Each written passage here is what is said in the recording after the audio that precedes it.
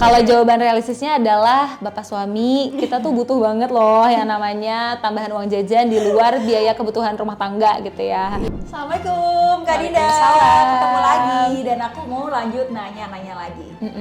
Masih seputar tentang keluarga ya Kak, tentang persiapan nikah juga.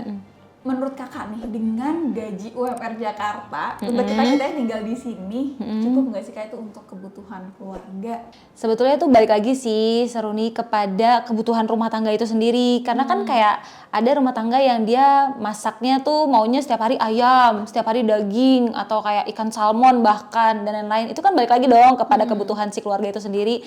Jadi kalau ditanya cukup atau enggak, itu akan cukup kepada orang yang memang bisa mengorganisir kebutuhan itu sesuai sama pendapatannya dia gitu. Tapi itu akan gak cukup buat orang-orang yang punya standar hidup atau pola hidup yang di atas orang tersebut gitu loh. 4,9 itu ya akan cukup di orang-orang yang bisa mengatur itu sesuai dengan kebutuhannya gitu sih. Ya sih, cuman kadang kayak emang kalau realistis aja ya kayak kadang emang segitu ya untuk kita di Jakarta emang kadang yang ngepas aja ya.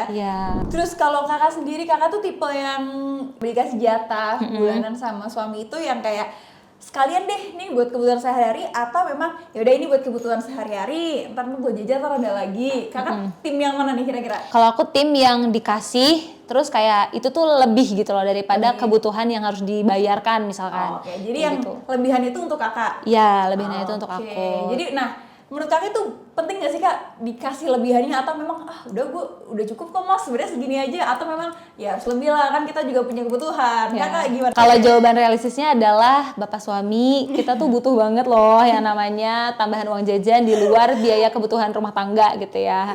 Karena itu tuh menjadi mood booster juga gitu ke kita, dan kayak kita tuh merasa disayang, diingat juga dan diprioritaskan. Tapi balik lagi ya, kadang kalau misalkan memang kita tahu nih suami kita pemasukannya tuh hanya cukup segitu gitu, mungkin lebihnya hanya beberapa ribu atau bahkan mungkin nggak lebih, ya kita mungkin harus tetap pakai ilmu bersyukur gitu, karena kan kata Allah kalau kita bersyukur kita akan ditambahkan gitu sama Allah.